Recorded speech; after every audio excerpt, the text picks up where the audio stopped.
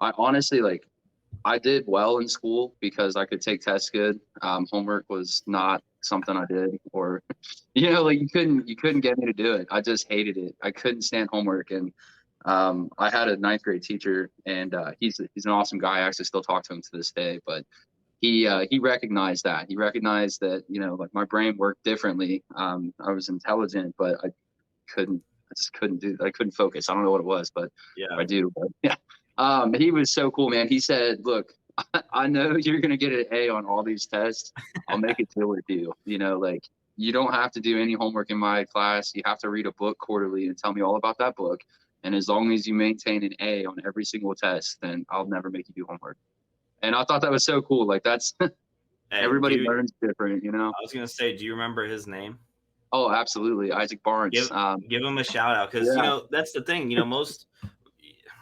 we can go down that rabbit hole if we want, but I had so many shout outs I could give, but I will give because I brought it up. Isaac Barnes. And if you're looking for the best honey this side of the Mississippi, look for Honey Run Farms. So there's a little plug for Mr. Barnes' honey company. But that's so awesome, right? Because he recognized that, you just learn differently. And, with me coaching real estate agents, to bring it to real estate, right? Like, everyone's different. There's so many different ways for people to find success in our business. And there's so many different ways for kids growing up to learn differently, right? Like, absolutely, it doesn't have to just be this one way. And the fact that he recognized that and put you down the path of success, right? Because you would not have been down the path of success if he made you follow the standard quo of here's how it normally goes. Right. And that right there, like, that's why I wanted to give that shout out, is like being able to recognize that's a huge thing. That's something that you do well in your coaching. But for me, like I said, I got good grades for the most part. There was a couple of years that I struggled, and that was mostly because of my behavior, to be honest. And I did have some behavioral issues. Most of the time it was fairly harmless, just always the funny guy, you know what I mean? And I couldn't stop. Once I got an idea in my head, man, I was doing it. And it got me in a lot of trouble. But like I said, most of it was harmless. And, the same thing, the administration and stuff that I always did well with. Shout out to Jackson Middle School in Grove City. They treated me really well, because same thing, they were able to see past the goofiness and behavior and all that stuff. And so I'm thankful for that. I won't name the other school that I attended, but they didn't have the same ability as what they had at over here in Grove City. So that meant a lot to me. Yeah. Yeah. And part of the reason why I always like to go back to the younger years, right? Like, growing up, because that has a huge impact on how we are as adults, right? And the free spirit, right? Like, yes, you got in trouble. Yes, you're probably wild. People that are around us, well, they'll hear me say, like, Seth's probably the most interesting person that I know. He's the most interesting man, right? Those days, right? But like you having that more free spirit, right? And just going out and doing whatever you want to do, like, it's translated into your business for sure, right? You're not necessarily afraid of failing, right. or getting the slap on the wrist, right, for trying something different, right? But like, it's true, because, like, for me, like, I grew up more conservative, right? It was a little bit more strict, and I didn't take a lot of risks and a lot of gambles and things along those lines. And I just think that has a direct impact on your career. Absolutely. You're 100% right. And that's cool. And I like learning about your background as well. Like, I can draw the connections and the parallels and stuff. And, John now and probably John back then. So I can definitely say the same for me. Definitely a risk taker. And, discipline didn't really scare me.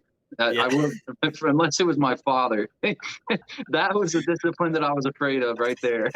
Yeah, for sure. We all were, right? We all were. Yeah. But so we get up to, you're doing sports, right? And really, we're in the Columbus, Ohio market.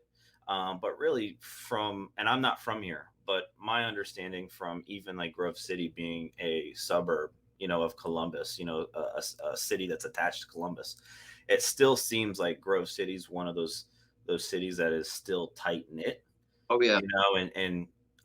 we'll get to the part of you getting into business and being a little bit more strategic, but it's cool that you were able to still have some of that tight knit community feel, even going back and forth between the two different spots, and now translating into your real estate It's business. amazing, man. I really feel accepted by both of these communities, and it's huge. I love both cities, and when I say both cities, I'm talking about Grove City and Circleville. I like Yeah. just so much because there's so many people that are in these communities that have shaped me into who I am and have helped me a lot in the past. And I have that loyalty gene, man, where like I tell people I would never leave Ohio because I love this state. Everyone else wants to leave, but it's just true. Yeah. um, there's just so much I could say about both cities and what they've done for me. Yeah, for sure. So, through high school, right? Graduate high school. Did you end up going to college? Give me your post high school, your next couple, steps in your career, and kind of what that path looked like. Sure. So I I I started working when I was really, really, really young. My whole family did. I have 9 siblings, and Oh, especially wow. on the, yeah, right. And other people say you've got this many halves and all that, and I'm the only one from my mom and my dad.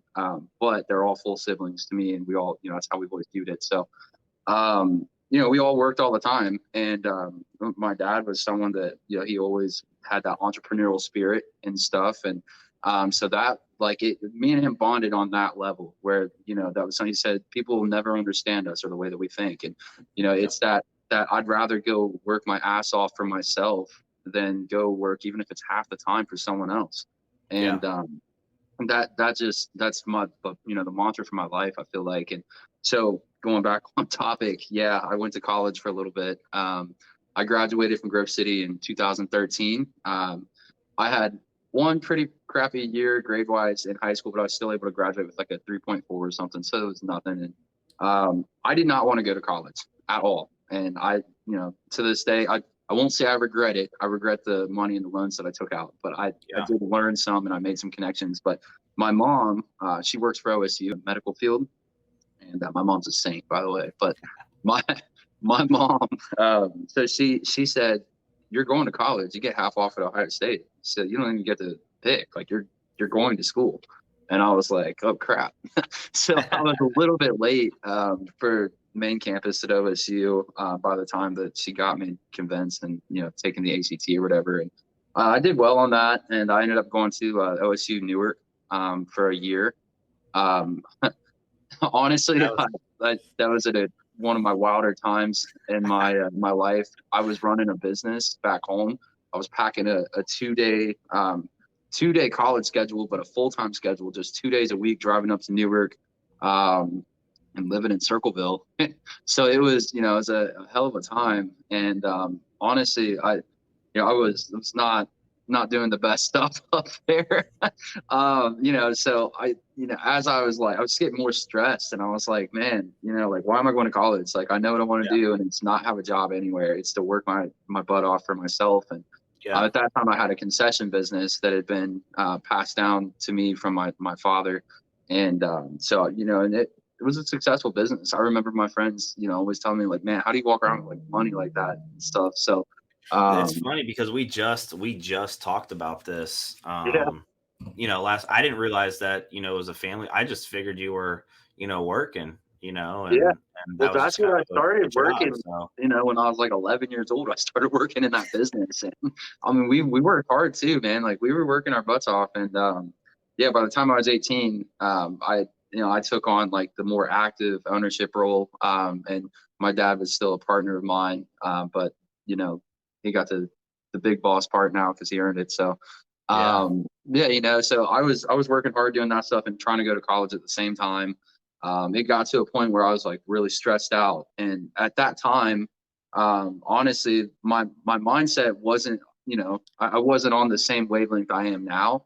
If I could have, right. gone back there, I probably would be a millionaire doing concessions because I would have put systems, processes, and people in place.